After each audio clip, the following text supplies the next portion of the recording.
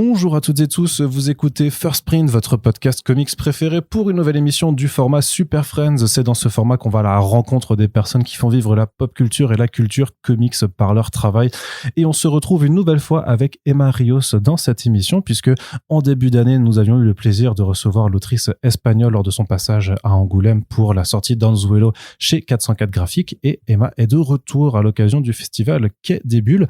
On avait fait une première interview qui avait duré presque 3/4 d'heure et sur laquelle en fait on avait beaucoup parlé de ses débuts de carrière avant d'aborder Anzuelo, et moi je trouvais que c'était un petit peu court et qu'il y avait pas mal de sujets qu'on n'avait pas encore abordés, notamment figurez-vous l'importance du jeu vidéo pour Emma. Et donc c'est ce que j'ai envie de faire dans cette nouvelle interview qui est la suite directe de celle qu'on avait faite il y a 9 mois. Le générique va se lancer et on se retrouve en anglais avec Emma.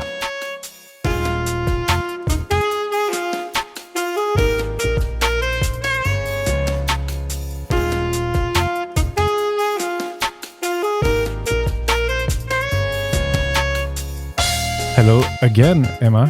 Hello, how are you? It's really nice to have you back in our podcast. Thanks so much for having me again here. Yeah, and like we are almost in the same room. It's like we never left. Yeah, it's nice. And almost a year later, but it's just same place, same place, vibe, same microphones. Maybe I'm wearing the same sweatshirt. We don't know. Maybe I didn't wash for 10 months. Like a full continuation. Yeah, but I'm surprised because in the last 10 months, you didn't pull out a new 300-page graphic novel. Oh, no. I mean, it was enough for me. No, it wasn't enough. I really, I started writing something new, but I can't speak about it. It's still a secret. It's still a secret. It's like very early stages.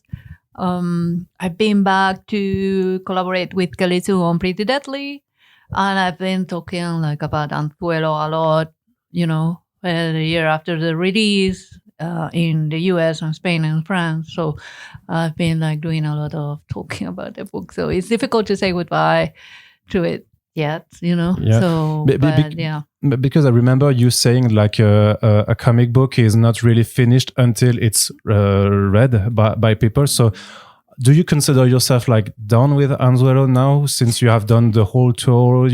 Maybe it will be one of the last interviews about Anzuelo this year that we are doing here. So is it something that you can left behind you or not? It is difficult to leave it behind. Yeah. Already considering because how much I still have to talk about the book, because right now it's this super exciting thing of getting the feedback and the reactions and seeing how people feel about the things you were feeling when you were making the book. So there's a lot, it's it was a long process that it involved working during the pandemic, and it's speaking continuously about the book is bringing a lot of stuff from those moments in which I was feeling super scary, and at the same time doing this thing very focused and kind of hiding from everything else there. So it feels nice to see how people relate to what I was feeling there and the new readings I'm getting from people, seeing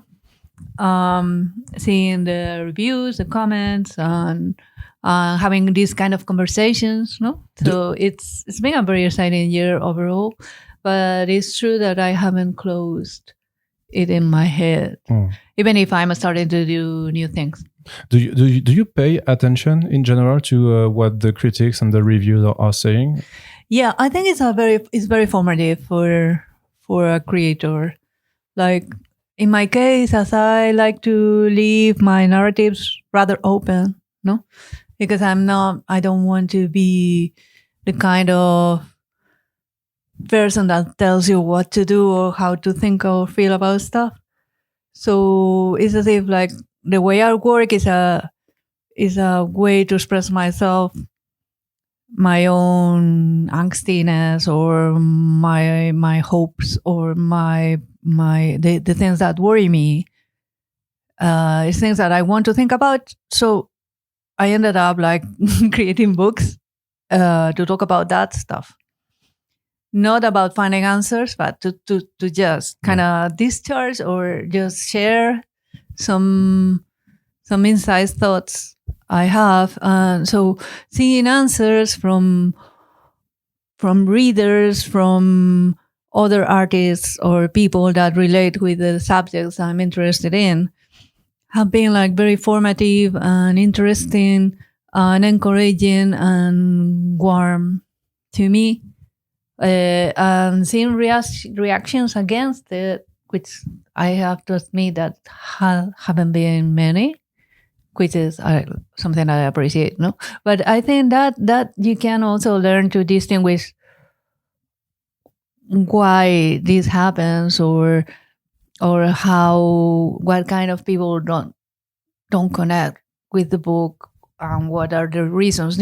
It's as if like when I write, I can't think about what's going to happen when the book is going to be read. No, I just try to be as honest as possible as a creator, and I do it. I have to admit that I do it for myself mostly. But then it's a very rewarding experience to see how other people finish what was brought in the book. No, how people react to the characters and to the subjects, to the themes, and to the experience that it is. Reading it, like for example, more than once. For example, in this case, that a lot of people are giving it like a second read, and that seeing the book, that the book is able to stay with them like longer than like a regular read. So that has been like very rewarding to me.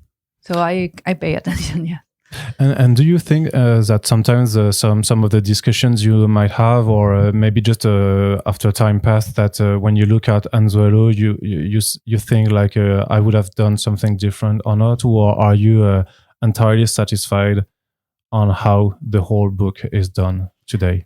It's very difficult to be satisfied of a work you have already done, because to me the book never ends. I would have been like repeating, restoring, redoing it stylistically, artistically speaking, because I got better at watercolor. So I would have loved to repeat some of the pages at the beginning. That that wasn't an option after so much time. I have to just let it go.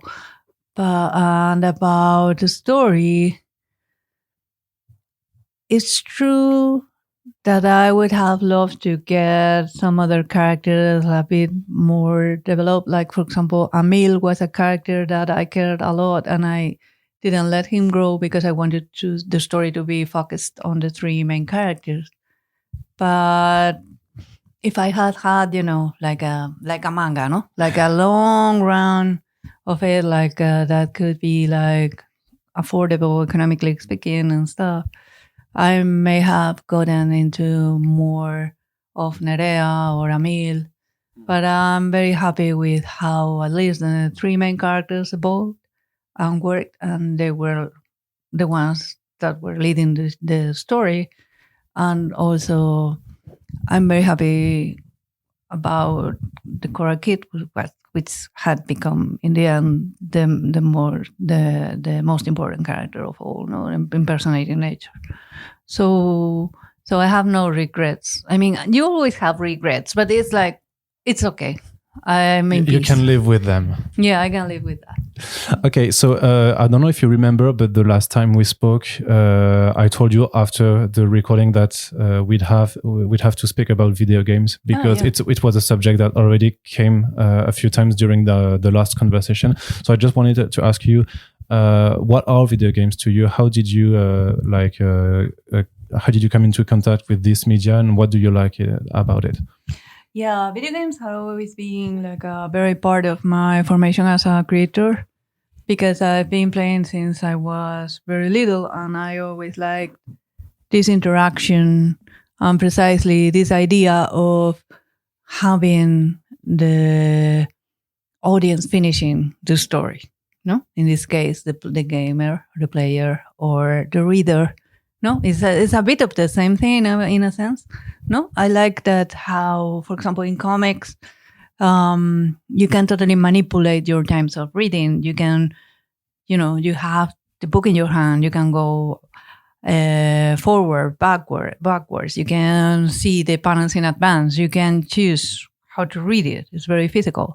So the idea is like using tricks to, for example, if there's no text, keep the reading staring at the page and caring about about what's on the page instead of moving through like super fast.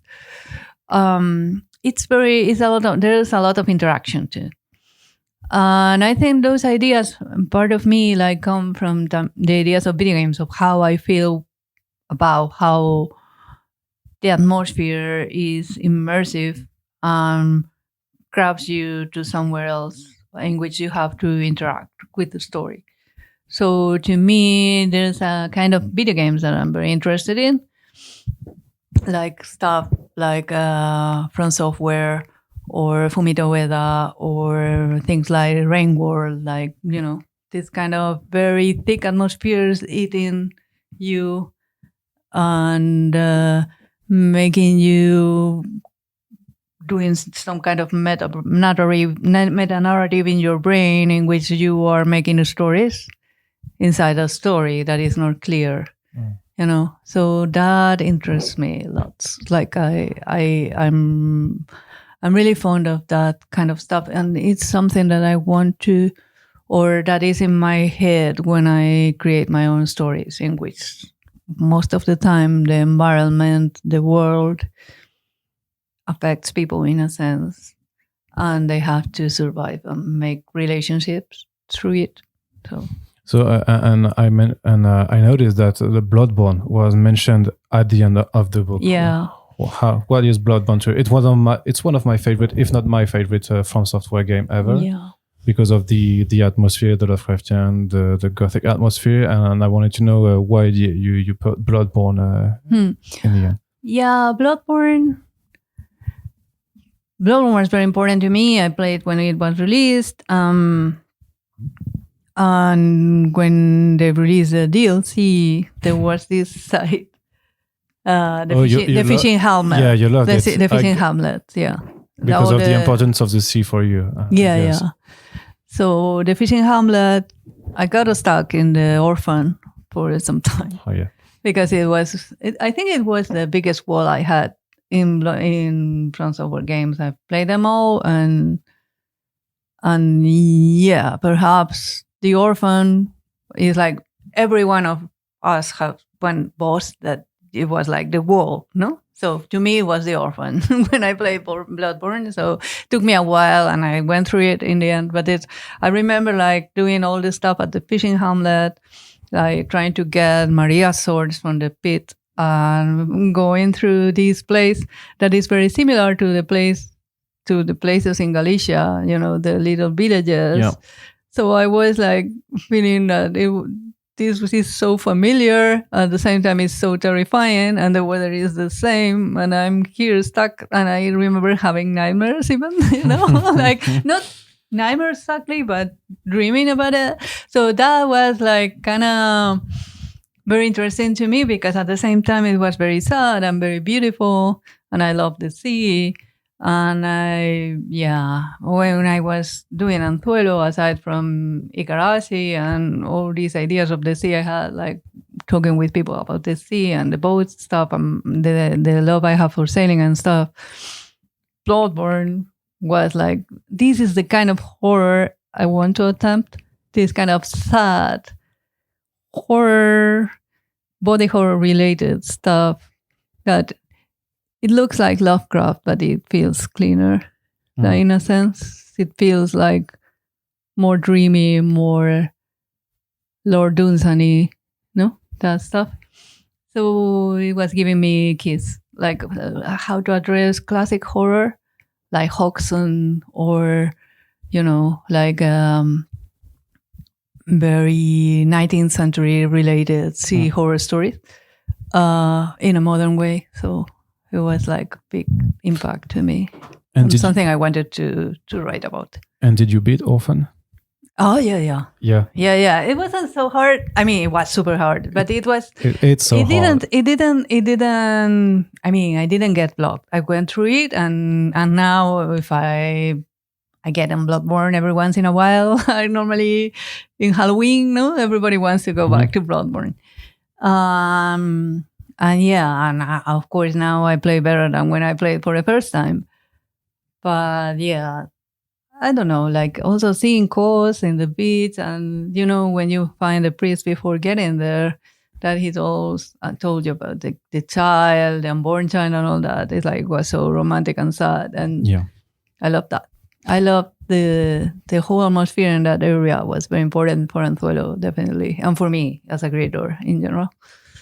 I always remember. I think the morning. I remember it was a Saturday morning, and I spent like 4 or 5 hours continually trying to beat him. And I always remember the feeling you have when you finally beat him, like the inner joy that comes through. And like it's like it's there is something really healing in from software games, because the difficulty is like the curve of difficulty is so well calculated that you never feel frustrated in a sense.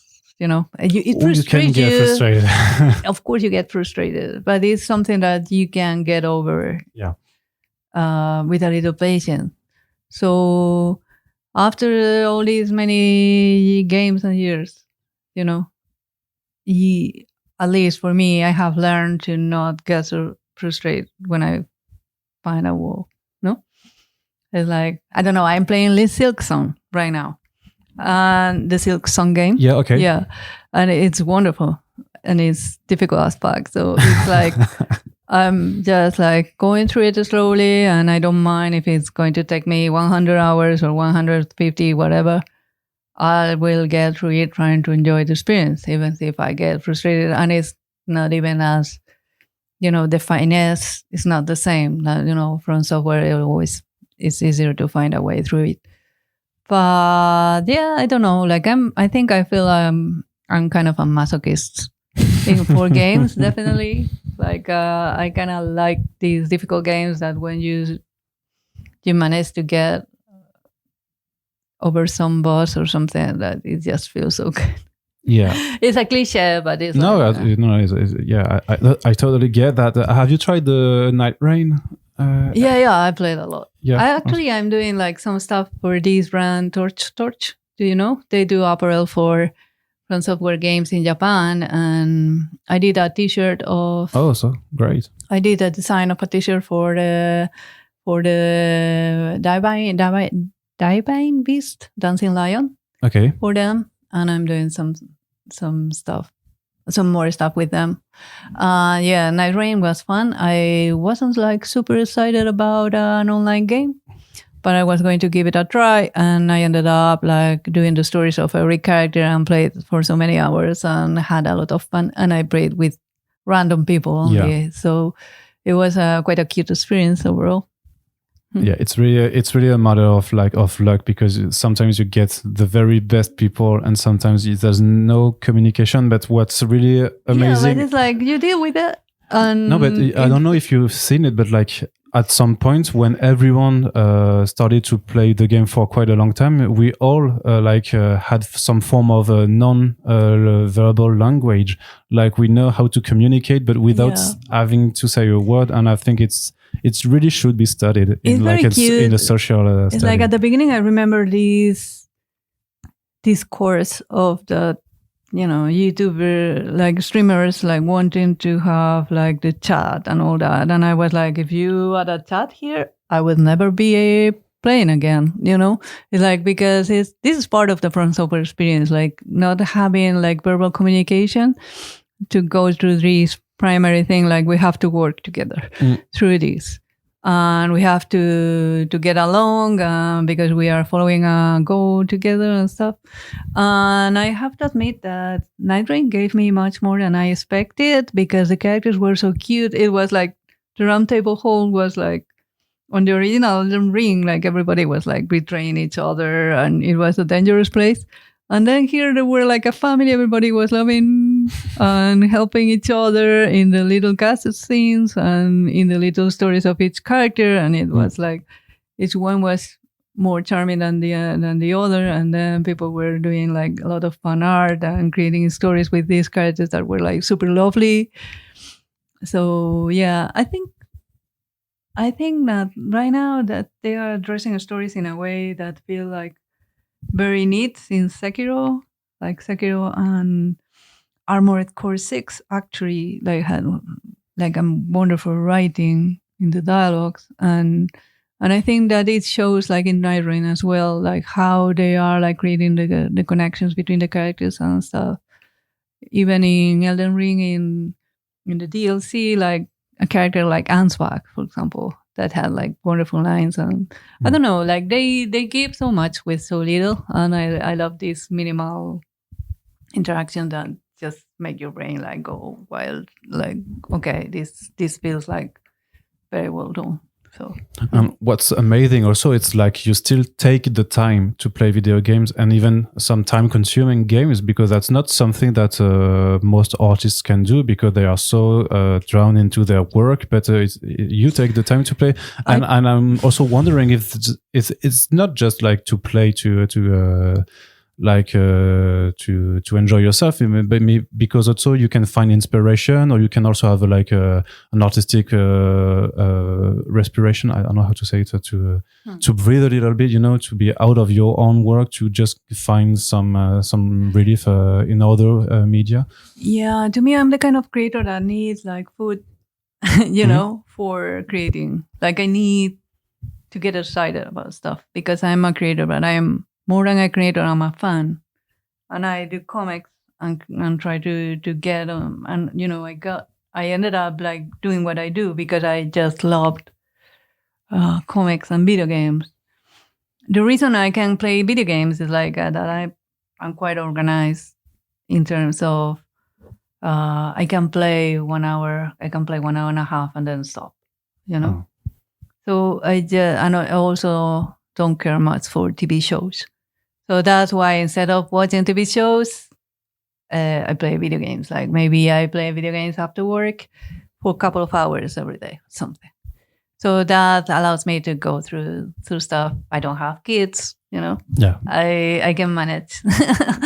But for me, it's like they help me disconnect, but at the same time, they are inspiring me a lot with all kind of stories. And I still believe that even if I like cinema a lot, and I can be interested in some of the TV shows, even if I don't watch them properly. But, every once in a while, I watch some stuff. I watch Andor. Andor was wonderful. Better Call Saul was wonderful, that kind of stuff. I'm fine.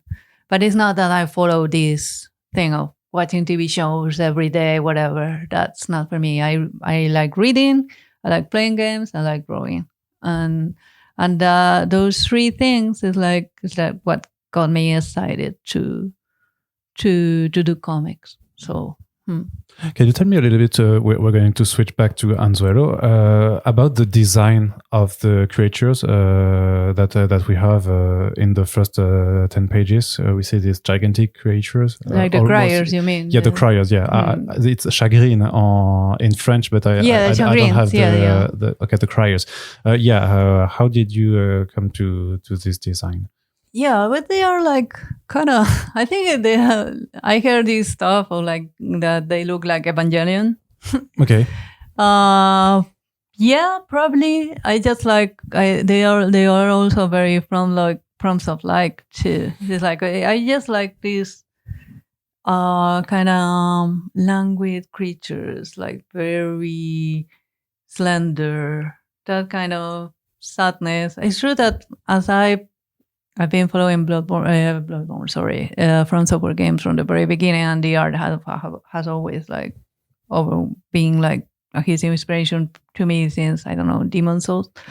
I played, Kingsfield and that stuff, but it's like, it wasn't so obvious. No, to me, it's like even if I think like Kingsfield's 4 is one of my favorite games ever, but it's like. It's true that Demon Souls were like my first connection with this kind of aesthetics, and I was already like doing my own stuff and bringing all these trying to learn from, this kind of sense of dignity and languageness, very romantic, like also from art, connecting with art, Caspar David Friedrich, the same inspirations, not for Giacometti sculptures. That kind of stuff is like, they have always been like huge to me, like this idea of softness and slenderness that comes from also Soyo manga from the 70s, that kind of feeling. So, and yeah, Evangelion was a huge impact to me when I watched it when it was released here. I was in my 20s. So it was like, this idea of figures like moving almost like kind of bouncing, like being like very balanced, but at the same time almost about to fall.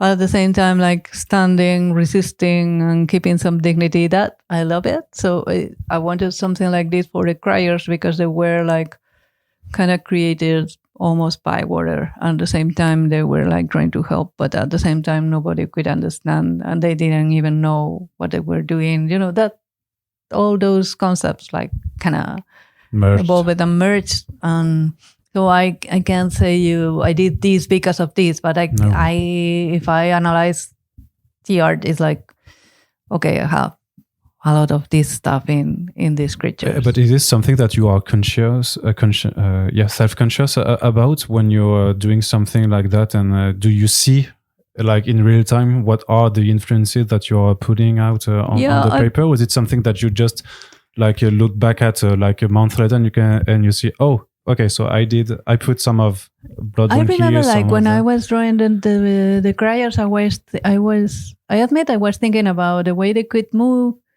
It's like in this episode of Evangelion where the Eva 01 like gets out of control for the first time and ends up eating the angel.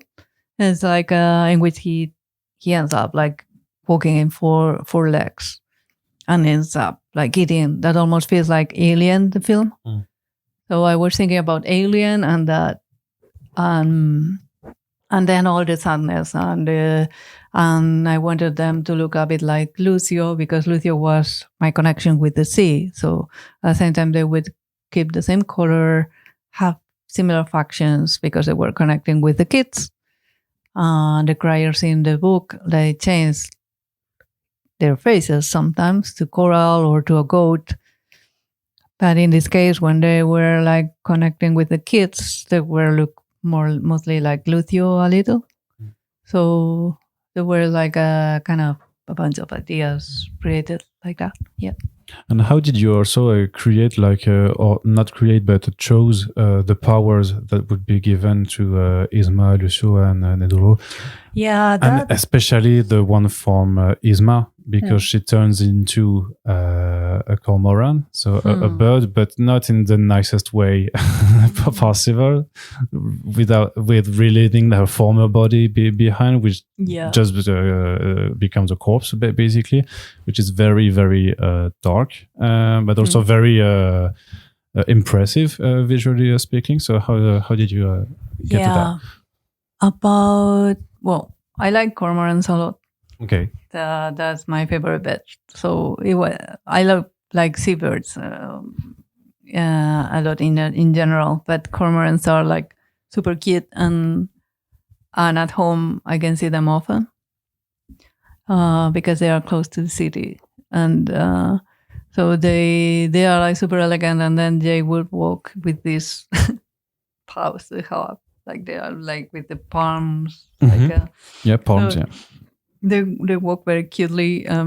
Goofy. They look very sloppy, and then they would like dive into the sea to fish like the best fishes of all. And then they don't have these they can't. The seabirds have like have a way to make their feathers like resistant to water, but the cormorants don't have that. Okay. So they get soaked.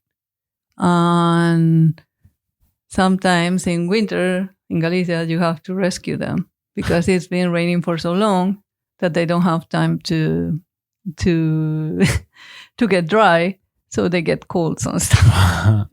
But normally, when you see cormorant, you always see them like on a rock, like with the wings like spread like this, like drying.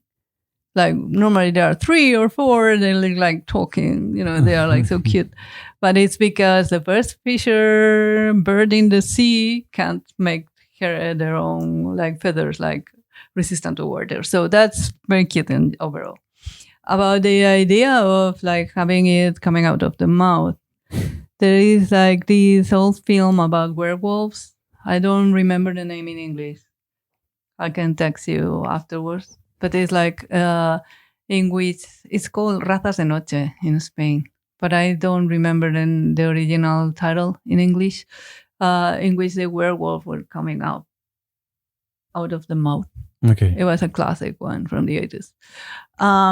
Then there's this animal film called The Megalopolis, like an OVA from the 90s, in which there's a terrible scene, super creepy, in which a woman has like a worm coming out of the mouth as well. So I thought that was very impressive.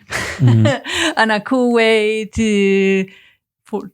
towards the lycanthropy style, to turn into something else without having your body properly transformed. It would be like just you would just change the skin, and I like that. I like the idea of like leaving a skin back, and it allowed me like to have the bodies for them to eat later and all this. But the idea of giving the kids power was connected with the creation of the characters, some systems of these mechanisms against panic.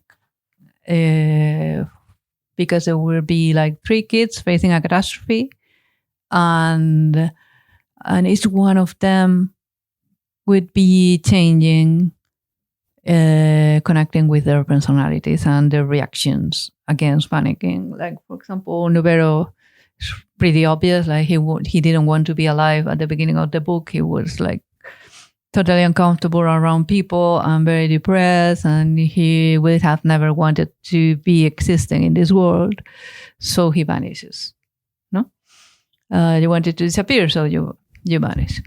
Lucio is the more open-minded in terms of trying to understand other creatures and the world from a non-human point of view. So he would be like turning into a hybrid. And Isma would be the one that is more like a natural leader. She would be taking charge of things, finding food, finding a shelter. She organized a group, like it's as if like Nubero freaks out but tries to help. Lucio tries to keep things like emotionally flowing smoothly, like so no one can get mad or angsty, like always like smiling, kind of people. And Idma would be like holding all the responsibility, trying to keep everyone safe, establishing these kind of rules of we won't be hurting nothing because we don't want to lose ourselves in hurting others. No? So I thought that Idma would be the huntress. And at the same time, she wouldn't be like wanting to kill anything because in my brain, she was like a vegan or a vegan to be in her former life. So she wouldn't want to be going through violence. So that made me think of if she's an animal, she wouldn't be feeling guilty about this stuff. No? So that would be like, that was more or less the way of thinking for the characters. But even if Isma has the the role of the leader, she still flies. She still flees. Even though because at some point it becomes too hard for her, and I guess that being a bird it was also something easier for you to say, okay, so she can go away for a very long time because of this ability.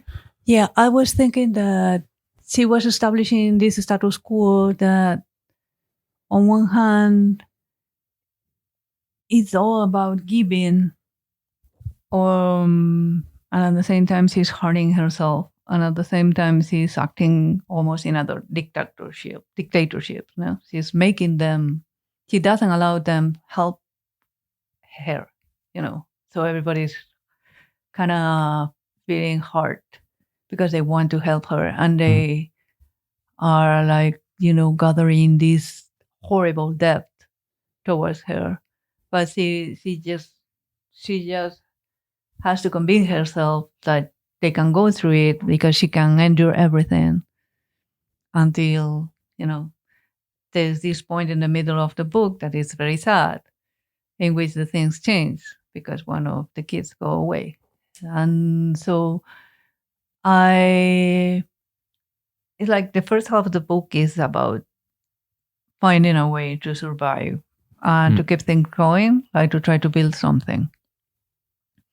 But everything is built on top of Itma because she wanted it this way. It's very toxic.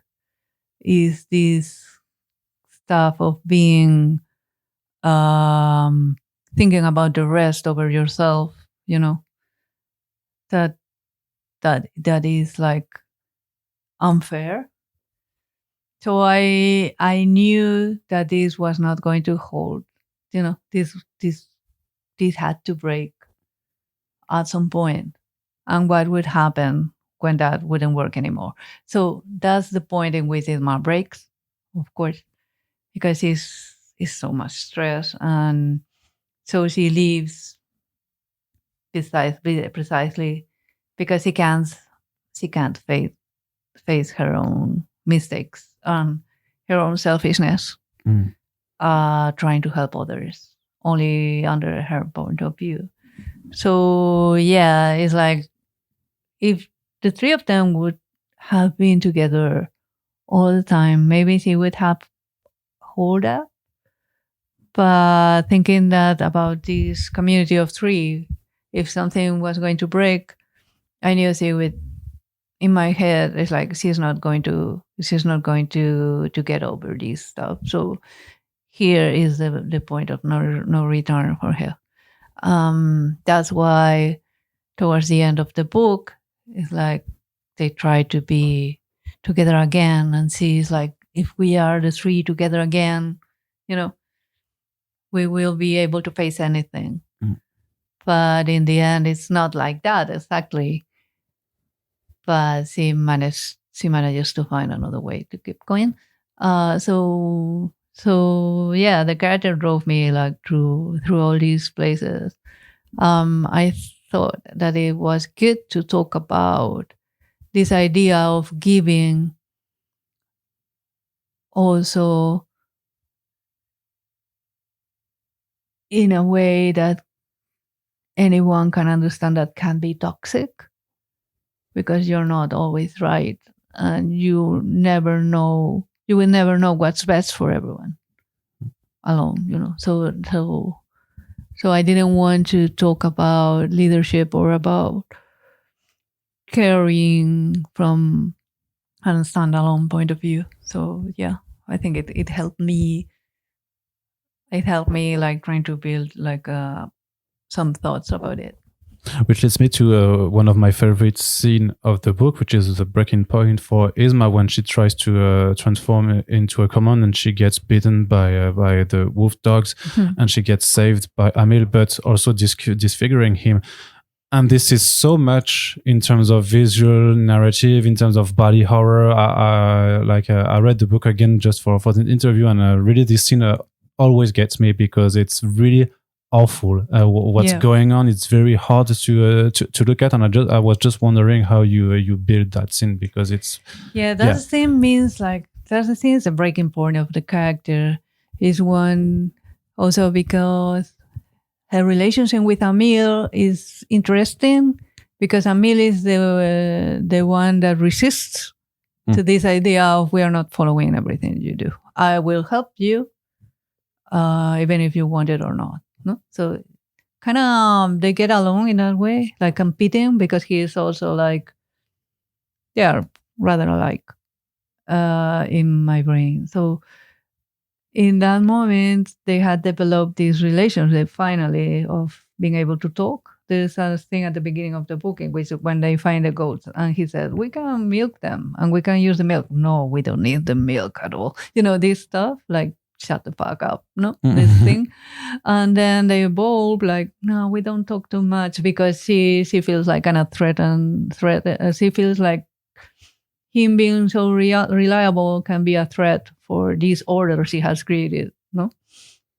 But they ended up getting along through this thing of ripping the bird, no? Ripping up the bird, which has this kind of eroticism in itself, because he likes her and he's manipulating something that was her. And, it's like, it was very twisted, no? Almost like fetishes, like little. But I thought it was interesting. Like everything, like the build of this final thing is like kind of twisted because it starts like going through stages with these two characters that are like working, that in my head they were working very well together. So it's just super sad because they have gone through these conversations like, I'm not going to kill animals because how would I know they are not like you? Like you. I fucking love you, like that stuff, or I care about you. It's like, I didn't want to talk about regular relationships or romantic relationships because I think I wanted to keep the focus on something else. But it's true that some stuff like kind of grows and, I see that some young women like come to me with little drawings of Emil.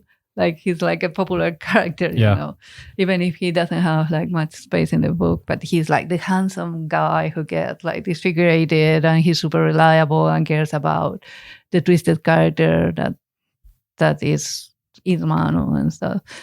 So that scene it was just like, it had to happen because she would make a mistake. She would get comfortable. They had created this stuff like the beach where other animals go to eat, where other animals go to die, to have this kind of regeneration point, like recycling point in one of the beaches close to the camp. So she would leave the corpses there for other people to eat. But of course, animals like wolves, and the wolves appearing I've seen before with little puppies. These wolves to go there to hunt, and what would you choose? Like a dead animal or a living animal, no? So she changed the shape, and in the most vulnerable point, she gets attacked by the wolf because it's natural. And she wasn't paying attention then. And so Emil, who has just compromised himself to never kill an animal so she wouldn't be mad at him, no? He ends up hurting an animal to save her. But she's an animal as well, she can think properly. And all these feelings maybe mixing with her former personality of not wanting him to hurt animals. That's why the burst of violence is so hard. And so to me, it was like, this has to be like really, really hard because it's the first time I'm showing violence physically straight in the book. Because it's as if I wanted the book to feel violent, but no showing any, only through words or through the fact that we're happening. So in this, it's not the first time I'm showing blood. No. Because we see blood when they prepare the bird before, but it's a very quiet thing. But this is the first burst of violence. I'm basically the only burst of violence in the book. Yeah, so that's why it's so striking also. And I want also to investigate the scene near the ending, because they are trying to get through the bubble underwater to rescue their friends, but you also wanted to be there. He wanted to escape with his shadow, to be away from his friends. And I was wondering, like, maybe it's more of a philosophical question, but if your friends want to leave you, do you have to let them go, or should we try to stick with them and try to get them from where they fled? Yeah, well, Lucio was sick on the surface, and he was not being able to live there. Lucio ends up there because he actually decides to I'm not sure that he wants to kill himself when he But jumps you can in. see it as a metaphor for suicide. But, he has these thoughts because he's like very sick on the surface. So he can only live there in the bubble that was basically created by him. And Cora Kid can move around, but is also very attached to that place. So I was convinced that in my head, like Nubero would want to go back to go for him, no matter the cost. But I knew that he wouldn't be able to leave because he was already outside and it wasn't working. So, that stuff. If you're asking about me, like what would I do if I would go where my friend is or something? It would depend on the friend, but I'm every one of these characters. I was role playing all the time, so maybe I would end up going. If I had someone as important to me as Lucio is for Nubero and Itma, I would end up like going or trying to go. Is there a character between the three that you feel most close to, or are you really like? Do you feel like you're a very mixed bag of all the? I'm very attached to. Well, I think my favorite character is Itma. Mm-hmm. I'm very attached to all of them. As I told you, it's like, because you grew up also with your characters. You told me the last time that you grew up as an artist. I play with everything. Everyone is like me trying to understand their feelings and try to act between their, this frame they have. No, but I like Ifma and Cora Kid because they are like kind of flawed. I like how flawed they are. I mean, Lucio has problems and is flawed and depressed, but he's so nice and he's great. I mean, everybody would love him. Nubero is like a poor thing too, but he evolves very well and has like. But Isma and Cora Kid, I'm not sure that everybody would like them, reading them. So I feel close to them, like in terms of. These two are rather interesting to write. Also, because it was difficult to write them and make them understood doing things that are not like so clean, So I'm close to them both. Okay, and so last question. You mentioned at the beginning of the interview that you were back on Pretty Deadly. Yeah. How does it feel to go back to the single issue stuff, and even maybe in terms of creative or narrative stuff, with to work with a writer again after getting so much time on your own, all create your own book? Yeah, it's interesting always because it's a different thing in which I can be more relaxed. Because I can share the weight. So that is very helpful and also makes me want to focus on one thing that is drawing and bring some more technique style, not only, but it's true that I already started writing a new book and I'm very excited about new things to come. So it's like, to me, it's good for me, like to swap from one another. Like to economically, it's also very helpful, and also like emotionally, it's as if like if I'm talking about Anzuelo so much, and I couldn't start working on a new book like Anzuelo after Anzuelo exactly because I was being like dragging like a lot of ideas. So I wanted I need to put some distance and try to figure out new things I want to talk about. So, like working on something else in which I can focus on drawing and talking with people, not being all alone. That stuff is nice for mental health and for also for bringing a better book. Okay, thank you so much for your time, Emma. It was a pleasure to have this discussion. Et donc, c'est terminé pour cette interview. On espère que ça vous a plu. Si c'est le cas, n'hésitez pas à nous partager. On a besoin de votre soutien pour continuer à faire ces podcasts. N'hésitez pas à en dire ce que vous en avez pensé et à nous soutenir sur notre Tipeee si vous le pouvez. Merci à toutes et tous de nous avoir écoutés. Puis on se dit à très bientôt pour la suite de nos émissions.